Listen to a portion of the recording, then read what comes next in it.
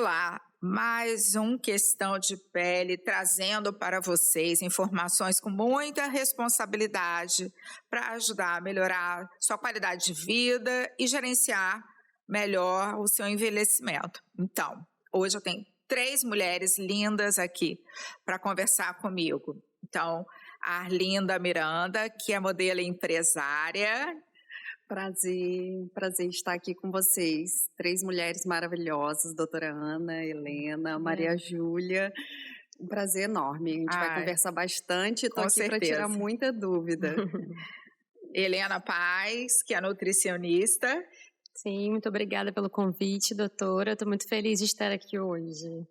E Maria Júlia Lemos, que é nutróloga em Macaé, vai estar aqui esclarecendo várias dúvidas para vocês. Que maravilha! Fico grata pelo convite, uma honra estar aqui, podendo dividir um pouco de conhecimento e trazendo aí uma qualidade de vida ainda melhor para nós mulheres, né? Que a gente se importa muito com isso e é uma honra poder disseminar esse tipo de informação aqui no podcast tão importante.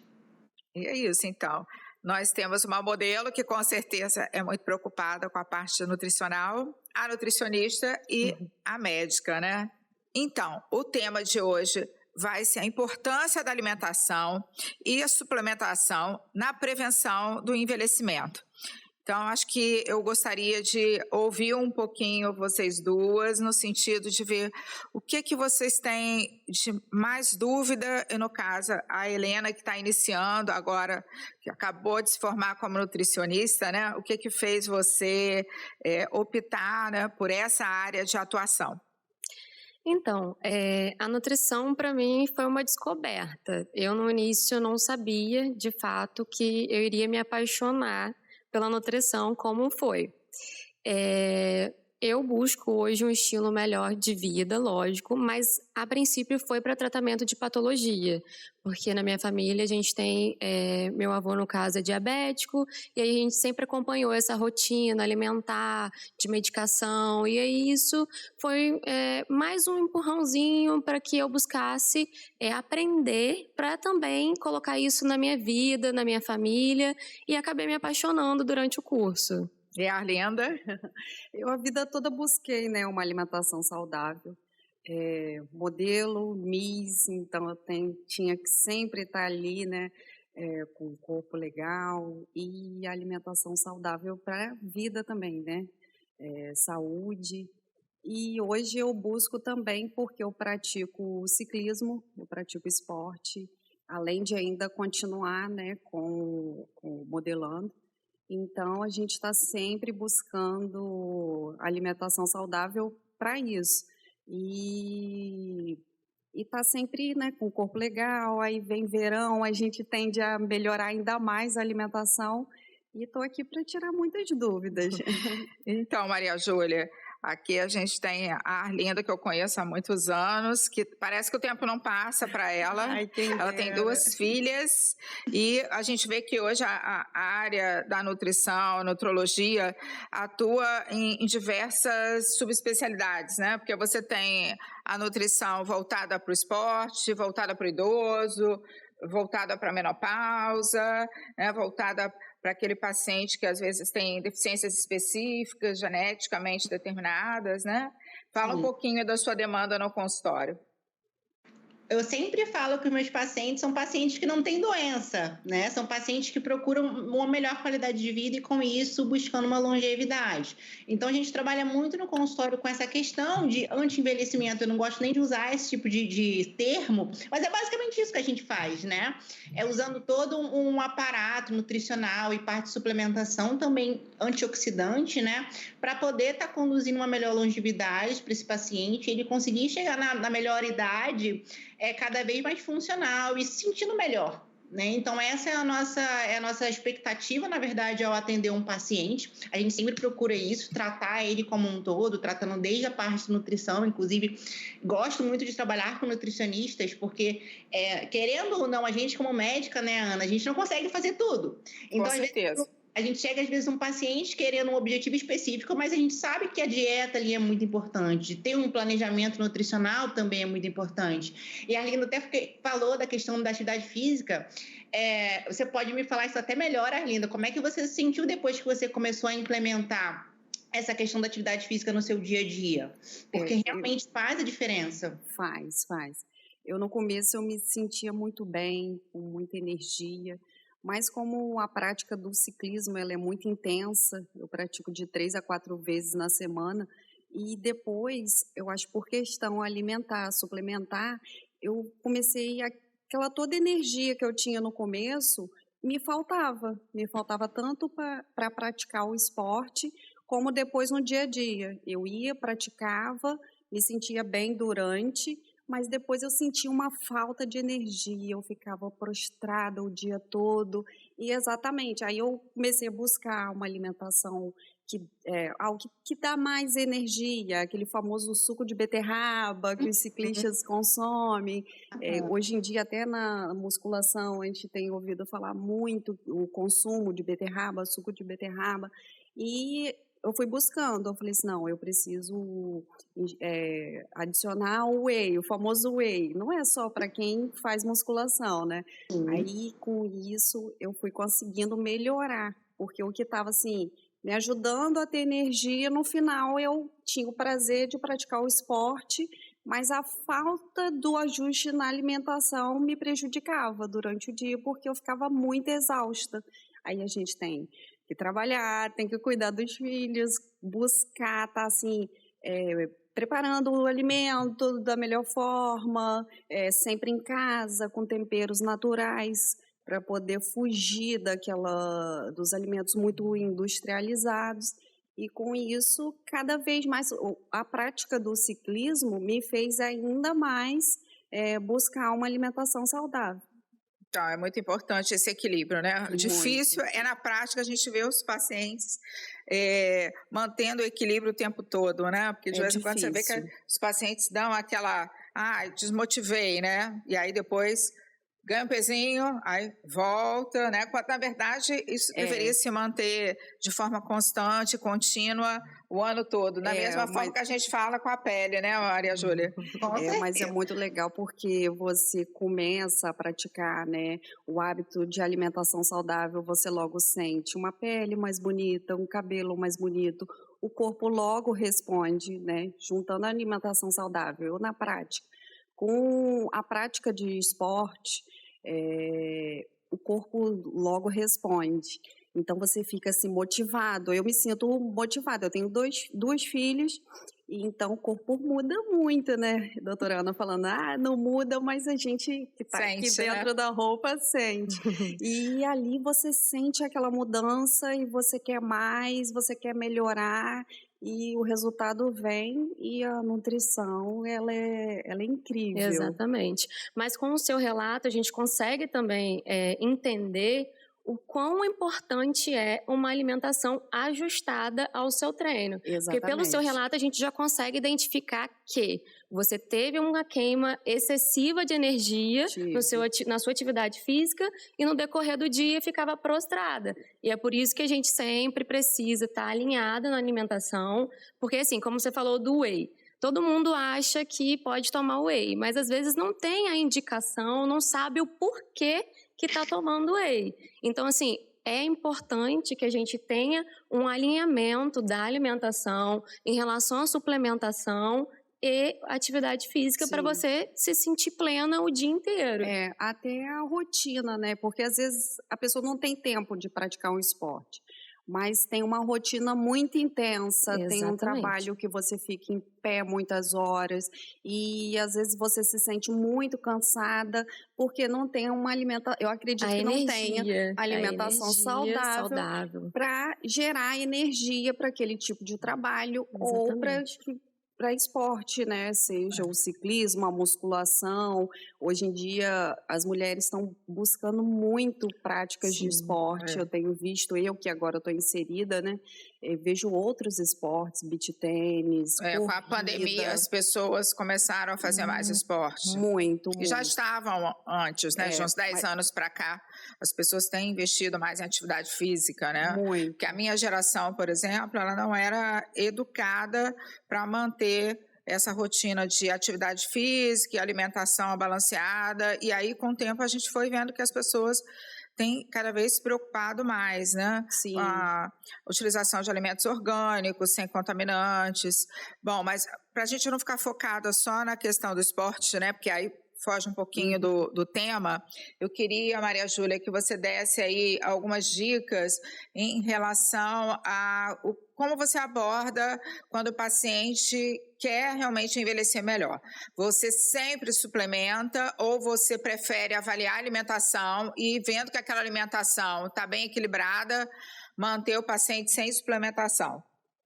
Vamos lá, isso aí é uma coisa muito debatida, inclusive, né? Muitos nutricionistas até às vezes querem tentar só mudar na dieta, mas assim, eu hoje na minha prática, eu também sou nutricionista, tá? Então, assim, na minha prática hoje, eu vejo que a suplementação tem o seu lugar. Querendo ou não, a nossa alimentação em si, ela não consegue suprir toda essa demanda. O nosso estilo de vida hoje produz muito radical livre. O nosso ambiente em si, ele já é muito estressante. Então, a gente precisa ter essa suplementação um pouquinho a mais para a gente poder melhorar isso. E aí as pessoas ficam até assustadas, ficam tipo, nossa, mas eu sempre vou ter que suplementar? Não, nem sempre. Mas a gente tem algumas coisas fáceis, de fácil acesso que a gente consegue. Dando assim, a gente pode perceber como a vitamina C, que é excelente, né? Então, a vitamina C é de fácil acesso, a gente consegue achar em farmácia e é um dos melhores antioxidantes que a gente tem. E muita gente nem dá muita importância para ela, né? Eu hoje, vendo em questão de rastreio de exames laboratoriais, que eu avalio muito em questão dos meus pacientes, vejo que a maioria tem deficiência de vitamina C. E aí eu até dou um puxãozinho de orelha, que eu falo assim, olha, tá vendo, nem precisa de uma super suplementação, é o básico que funciona, né? Então, às vezes, a gente ajustando só aquela questão da vitamina C, a gente já consegue melhorar um pouco até da questão de energia do paciente, melhorar um pouquinho dessa função antioxidativa. Então, a gente tem a vitamina C como uma importante ator aí nessa questão, né? E a vitamina E também, que eu gosto de fazer muita suplementação de ambas as vitaminas. Normalmente a gente consegue achar até em multivitamínicos mesmo, não é nada muito fora do que a gente até pode manter no dia a dia, né? Então, são vitaminas muito importantes para a gente estar associando nesse tipo de suplementação e que são de fácil acesso. A gente não precisa de avaliar exames e tudo mais para estar podendo fazer esse tipo de suplementação. São suplementações muito fáceis. Doutora, é indicado fazer o uso diário de vitamina C?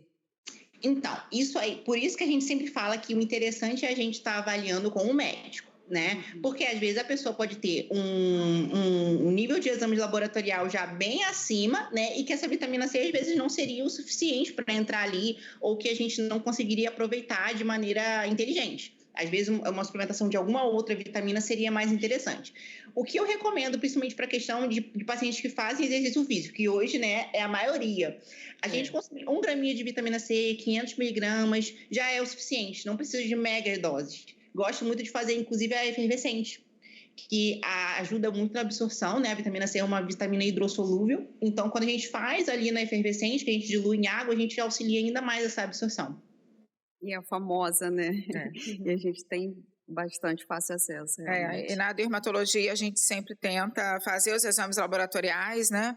Para não fazer o paciente gastar, investir em multivitamínicos ou uma vitamina específica se ele tem aquele nível normal nos exames laboratoriais, porque o excesso vai ser eliminado, ou vai causar efeito adverso, né? Como o excesso de vitamina A, o excesso de vitamina D, que vai causar uma série de problemas para o paciente.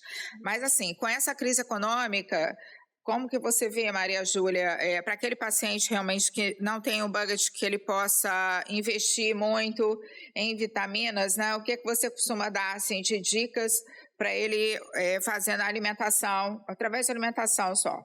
Vamos lá.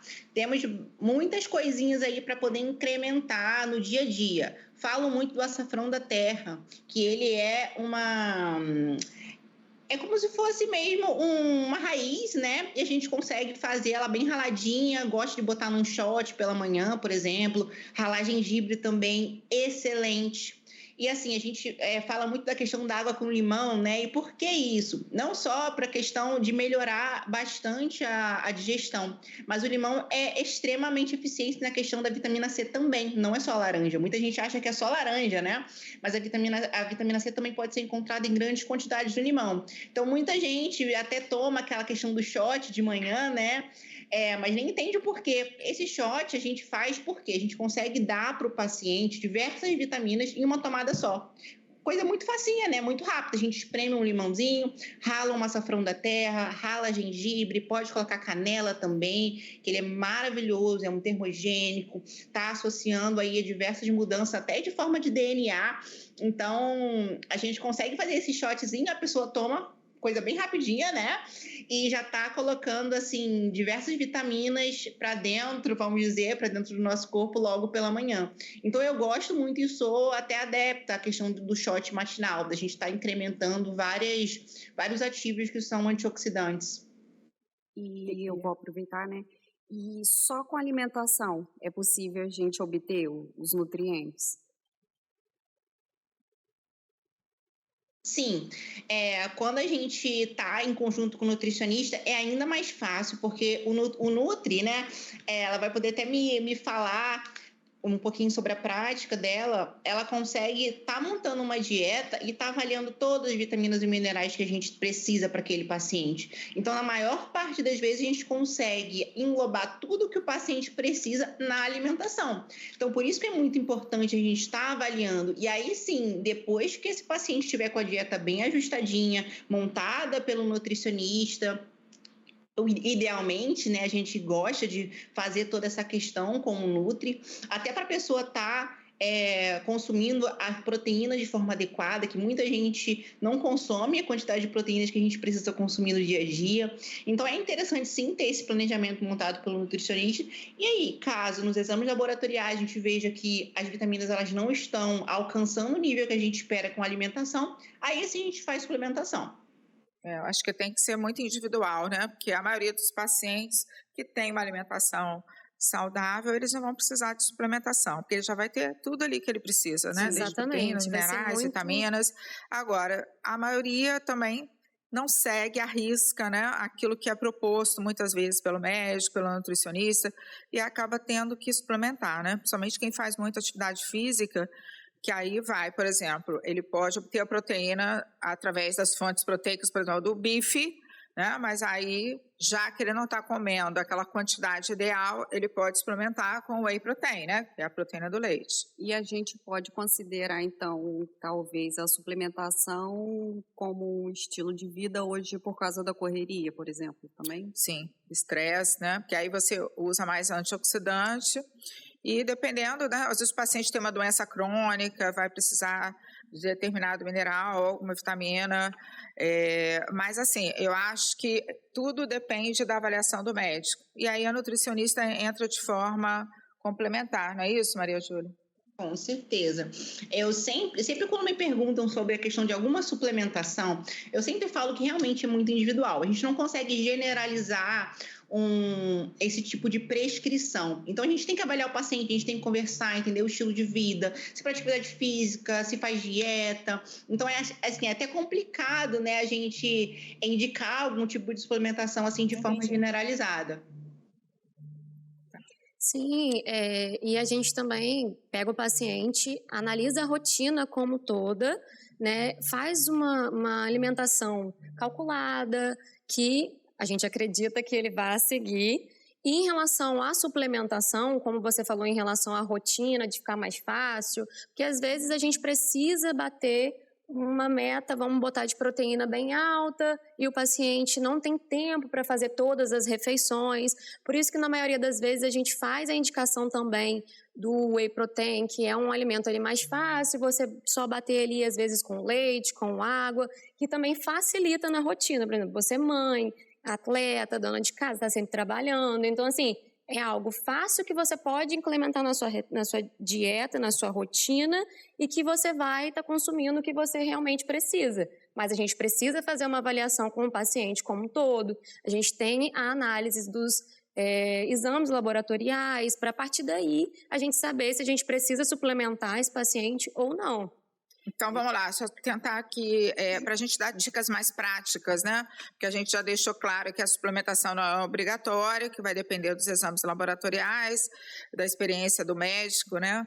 Mas é importante que a gente deixe aqui dicas práticas. Por exemplo, um paciente que precisa de um aporte maior de antioxidante. Aí, como um dos principais antioxidantes, a gente tem vitamina C, resveratrol, licopeno e vamos dar exemplos de alimentos ricos em vitamina C ou resveratrol, que é um bioflavonoide, né, que é um super antioxidante, que a gente, inclusive, tem não só via oral, mas também nos produtos de uso tópico, né, para a pele, que são derivadas da uva, né, do vinho. E vamos tentar colocar, vocês duas principalmente, né, vamos falar aí, vitamina C, onde que os pacientes podem obter limão, laranja, acerola. Isso, em alimentos, as frutas mais cítricas a gente consegue, né? Frutas vermelhas a gente consegue encontrar. Não, deixa eu pensar. Gosto até de falar... Vocês esqueceram do kiwi, que é verde. Verdade, espinafre, kiwi tem muita vitamina C. Tem bastante. E a laranja é, assim, a famosinha, né, conhecida, que tem vitamina C, mas eu não sei, vocês têm que me responder. Parece que não é a fruta que mais tem, né, vitamina C. Não, mas assim, se você implementar na sua rotina e tá consumindo o que pelo menos está indicado... Tá valendo. Então, mas a gente tem outras frutas com mais vitamina C, né? Sim. Vamos lá, o ômega 3 também, que é muito importante como um antioxidante, até uns estudos que precisam ainda de mais confirmação, mostrando que ele funciona como um protetor solar oral, né? Entre aspas, porque não existe protetor solar oral. Mas o ômega 3 aí também está presente em várias fontes, né? Vamos lá. Salmão, atum, a gente consegue grandes fontes. Nos peixes, né? Nos peixes de ômega 3 de qualidade. E o resveratrol, né? Tomar uma tacinha de vinho, se der, todo dia. Mas, às vezes, em algumas situações, você vê que o paciente não consegue ingerir aquela quantidade de fruta, né? De uva, de laranja. Aí entra com a vitamina, né? E o ômega 3 é um suplemento também de fácil acesso, né? Sim. E que mais? Aí vamos falar de outros antioxidantes. O licopeno, que está presente também no tomate, né? Tudo que é vermelhinho aí tem licopeno. E é bem interessante, doutora Ana, que o tomate, para ele liberar um pouco mais e ficar mais fácil a absorção, né, do licopeno, é interessante a gente dar uma esquentadinha na frigideira. Sim. Ele liberar um pouco mais e facilitar a absorção desse licopeno. Porque ele só cortadinho, in natura, a absorção não é tão bacana. Legal. Outras dicas aí que vocês possam lembrar para aproveitar mais as vitaminas nas verduras, nos alimentos em geral. Eu vou fazer uma pergunta que foge um pouquinho, mas está dentro. O consumo de água, a gente sabe, né, que é importantíssimo. Eu queria fazer uma pergunta se, quando faz suplementação, se existe a necessidade do aumento do consumo de água. E uma coisa recente que eu vi que a gente fica perdido, né? Quantos litros de água a gente tem que tomar? Eu tenho que tomar 2 litros, 3 litros, 4 litros, que às vezes é muito difícil. Eu li uma coisa, você tem que fazer uma conta de tantos ml por peso. Faz uma conta. Mas isso é muito empírico. Não existe nenhum estudo científico sério que determine qual é a quantidade de água que você deve ingerir. Você deve ingerir o máximo que você conseguir, mas não existe nenhum estudo que realmente tenha um embasamento, uma evidência para dizer assim, você vai 20, 30 ml por quilo. Não existe isso. Um estudo. E a pergunta, né, inicial que eu acabei me embolando, se realmente quando a gente faz a suplementação, se é necessário fazer um aumento de consumo de água. Quer responder, Eva? Aí, Maria Júlia. Responder. A doutora Ana, ela frisou realmente essa situação, porque eu também sempre tento explicar isso aos pacientes, que não existe uma necessidade que precisa bater de água, né? É basicamente o que você consegue ingerir e o que você consegue seguir o seu dia sem ficar com sede, porque a sede já é um sinal de desidratação. Então, quando você começa a sentir sede, já fala, opa, tem que beber água. Então, sempre vai... vendo o seu corpo mesmo, vendo a sua necessidade que você precisa ingerir, tá? A gente tem essa questão de base de 30 ml por quilo, 20 ml por quilo, para a gente ter uma noção realmente e não ficar bebendo tanta pouca água, né? Bem abaixo do que seria o recomendado. Então, a gente tenta estipular em torno de 2 litros, dependendo da pessoa. Mas a questão da suplementação não seria nem, assim, uma indicação de beber mais água. Mas, por exemplo, normalmente quem faz uso de suplementação pratica atividade física. E a atividade física a gente sabe que é uma situação ali que o nosso corpo perde muita água pelo suor. Então, logicamente, a gente tem que aumentar um pouquinho mais a ingesta, ok? Porque a gente está perdendo muita água. Principalmente pacientes que fazem crossfit, pessoas que fazem corrida ao ar livre, que fazem ciclismo, perdem muita água. Então, a gente tem que repor aquilo ali de alguma forma. Certo? Mas aí o importante, Maria Júlia, acho que a gente tem que colocar o seguinte, não é porque o paciente está suplementando, a suplementação não é igual a ingerir mais água, Sim. Mas a atividade física. Exatamente. Mas aí a gente precisa também abrir um adendo em relação à suplementação de fibras, que aí a gente precisa informar para o paciente que quando ele está fazendo uma suplementação de fibras, ele precisa, consequentemente, aumentar o consumo de água. Né? Porque senão vai sobrecarregar e não vai fazer sentido o suplemento que ele está tomando. Mas aí são casos específicos que a gente geralmente tem como a base 25 ml por peso, mas assim, foi como as doutoras falaram. É mais não sentir sede, é muito individual de cada paciente, de cada rotina. Exatamente. Dificilmente a gente vai ter necessidade de suplementar com fibra, né? Porque a gente consegue isso facilmente hoje com a alimentação. Principalmente pacientes que têm um hábito evacuatório que não é diário, por exemplo, a gente tem o psyllium, que é muito interessante para estar fazendo uso. Ela faz o bolinho fecal, né? E permite com que a gente tenha um hábito evacuatório mais diário e mais constante. Mas, por exemplo, uma vez que a gente começa a consumir psyllium, por exemplo, a gente tem que aumentar um pouquinho o consumo de água.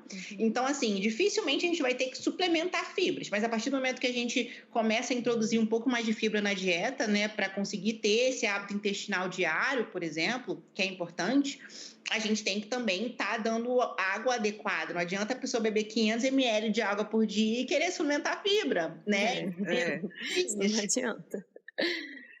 Então, eu acho que tudo isso é muito importante, né? Se você quer envelhecer melhor, diminuir a incidência de doenças crônicas e até no câncer, né? É importante ter um estilo de vida saudável, não só com atividade física, mas também com alimentação rica em antioxidantes, né? Porque eu acho que a maioria da população não pode investir em suplementos, né? Então, a gente tem que ir tentando melhorar a alimentação, que às vezes nem isso a gente consegue, né? Porque hoje até as pessoas, né, com toda essa crise aí que a gente está sofrendo, têm dificuldade de realmente ingerir tudo o que precisa, né? Então, a gente está numa situação um pouco limitante, né? Que tem piorado ao longo do tempo, né? Tem muita fome aí crescendo cada vez mais. Mas eu acho que, assim, até na prevenção de doenças crônicas, né, a gente tem que ter esse equilíbrio antioxidante, né? Quer falar um pouquinho? Então, eu quero dar uma diquinha, né? Uma dica fácil que a gente pode fazer também é o consumo de própolis, por exemplo, que é um excelente antioxidante e a gente consegue isso muito fácil, né? A gente consegue usar aí em torno de 10 a 20 gotinhas por dia, que não tem contraindicação. Normalmente, a única contraindicação é em questão de gestante, para a gente ver o própolis que não tem álcool, né? Em crianças também. Mas, fora isso, a gente pode usar de forma bem generalizada e é uma forma de antioxidação muito bacana. Se implementar todos os dias pela manhã, por exemplo, para não esquecer, né?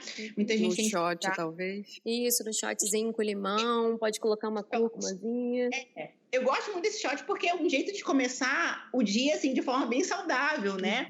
E não é porque ele vai emagrecer ou ele vai, né, fazer algum objetivo específico, mas ele é uma forma ali da gente estar conseguindo ingerir toda essa parte de vitaminas e de antioxidantes de uma forma direta e prática, né? Então, não precisa fazer esse shot aí com o limão, que tem a vitamina C em excesso, é bacana, tem o própolis. Então, a gente pode estar fazendo aí um combinho logo pela manhã para a gente já começar o dia bem, né? Com bastante... Verdade, com aquela energia. Exato. Uma coisa também que eu acho muito interessante que eu vi no Congresso em Mônaco, que é um congresso de estética que engloba muita parte anti-envelhecimento e a parte nutricional, em relação ao alecrim, que é o ácido ruscomarínico, né? Então, eles usam muito na Europa, até em cápsula. E ele tem um poder antioxidante e antiglicante. Antiglicante é para neutralizar o efeito inflamatório do açúcar. É mais poderoso do que a vitamina C e o resveratrol. O resveratrol também teria um poder antiglicante maior do que a vitamina C. Então, eu acho que é uma dica também, né? Consumir alecrim. Doutora Ana, vou fazer uma pergunta. Alimentos aplicado na pele, aquele famoso pepino no olho, tem alguma dica? Funciona, não funciona? Muito antiga, não funciona. Assim como as máscaras, né? Que você tem máscaras com substâncias, N substâncias diferentes. Elas têm um efeito mais intenso ali na hora, porque você está colocando uma quantidade maior, uma concentração maior de determinado ativo, né? Por exemplo, você vai fazer uma máscara que tem argila ou uma máscara que tenha, por exemplo, aloe vera para acalmar a pele. Mas é um carinho que você faz, porque se você usar os produtos normais em creme, loção e gel, com esses ativos, você vai obter o mesmo benefício, né? Mas para quem gosta de máscara, a minha norinha adora máscara. Aí sempre que ela fala, se você ganhar uma máscara, me dá. Então, mas é um carinho que você faz. Mas não tem indicação, nenhum dermatologista vai prescrever essas máscaras caseiras mais. Isso era antigamente, na época da minha mãe. Que é mais de dúvidas aí que a gente pode lembrar para tentar diminuir a incidência aí de doenças crônicas? Essa questão de alimentação, a gente tem que se alimentar de 3 em 3 horas, Helena, por exemplo. Então, na verdade, isso não é muito um padrão. Você não tem que ter horários específicos de 3 em 3 horas. A gente precisa adequar a sua rotina. O importante é não ficar longo período sem se alimentar. Mas, assim, essa famosa de 3 em 3 horas já caiu por terra, isso já não é mais utilizado.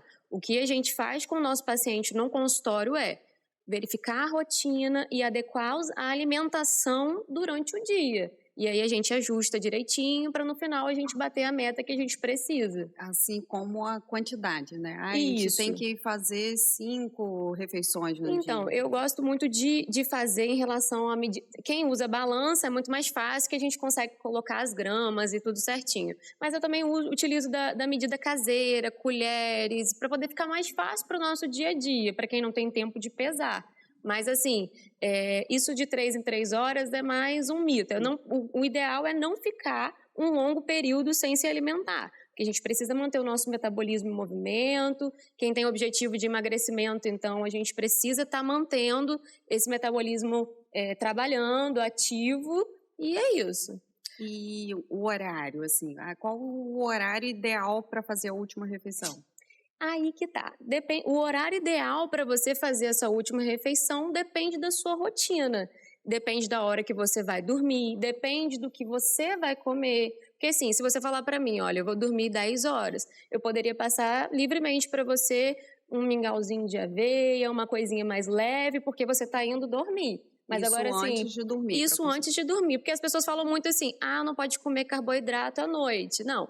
Cada paciente tem a sua história, tem o seu organismo e tem a sua dieta calculada, porque a dieta ela é única, ela é feita diretamente para você, com a sua rotina, com os seus horários. E aí a gente consegue enquadrar bem. Porque, na verdade, os meios de comunicação nos últimos anos têm divulgado muita coisa assim, bem estabelecida no sentido de regras, né? Quando na verdade não existe uma regra, né? Então você vai ver lá pesquisando na internet, não, tem que ter tantas alimentações por dia. Sim. Então assim, tem que ver, o indivíduo trabalha à noite, então Exatamente. tem que ajustar, né? Então acho que depende do estilo de vida.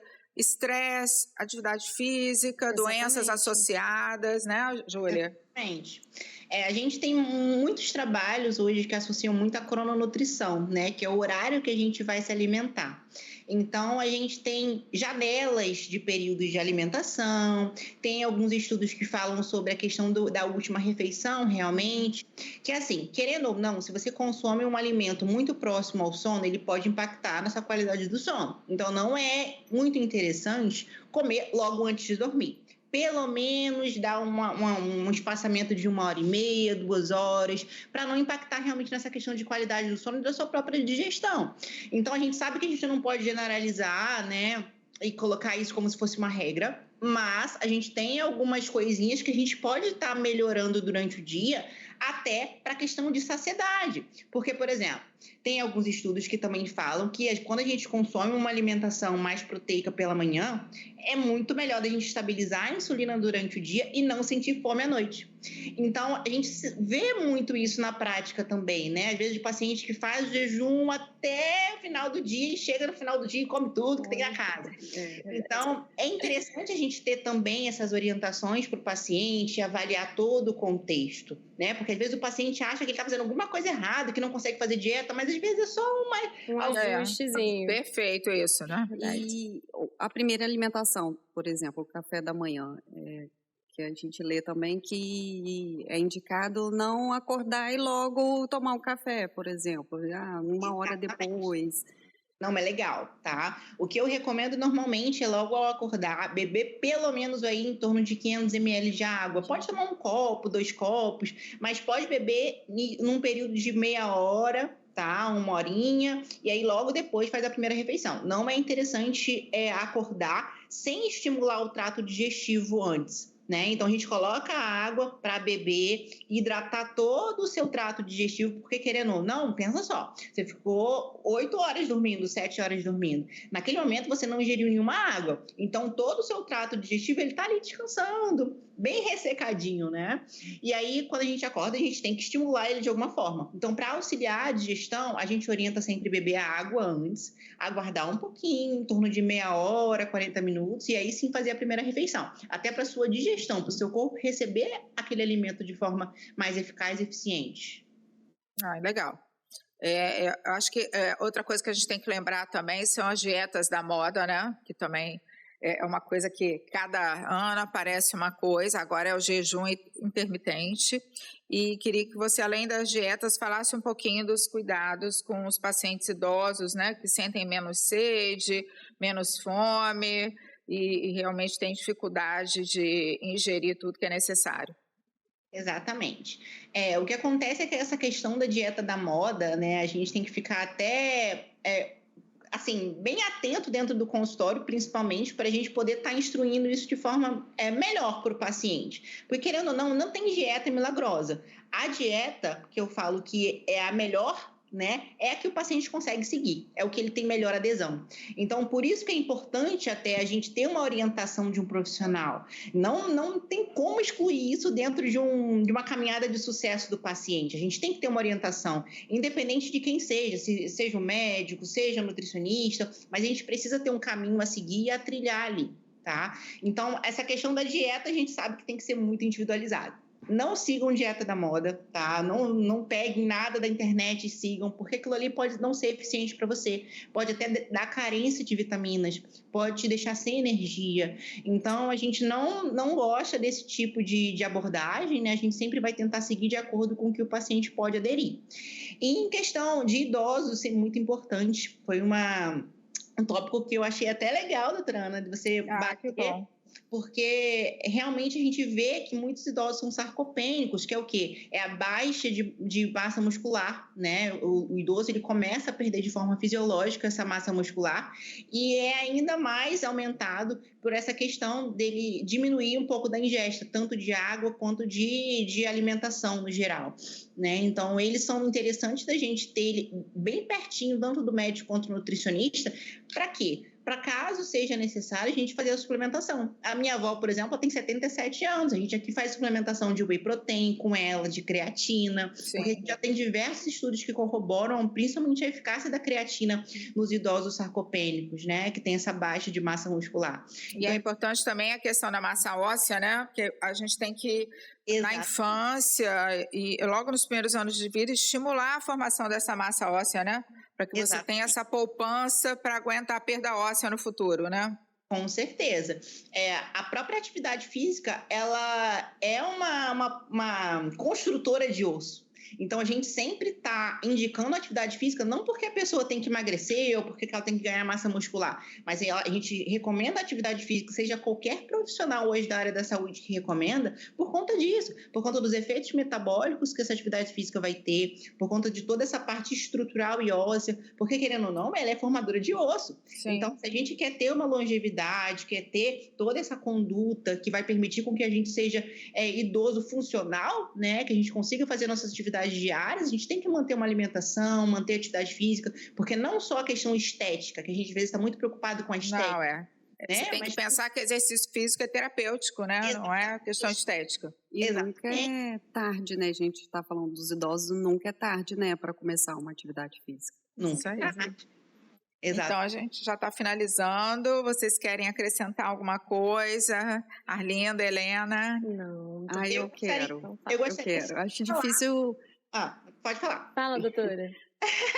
Eu gostaria só de pontuar a questão dos chás, doutora Ana. Sim. A senhora até comentou a questão do alecrim, né? Dá para a gente fazer chá de alecrim? Sim. Chá de cúrcuma. A gente tem muitos chás hoje. Exatamente, a gente tem muitos chás hoje que podem estar auxiliando essa questão da imunização. Vejo que muitos pacientes têm problema em tirar a cafeína. E a gente sabe que a cafeína hoje é um dos males, né? Porque a gente ingere muito além do que o necessário.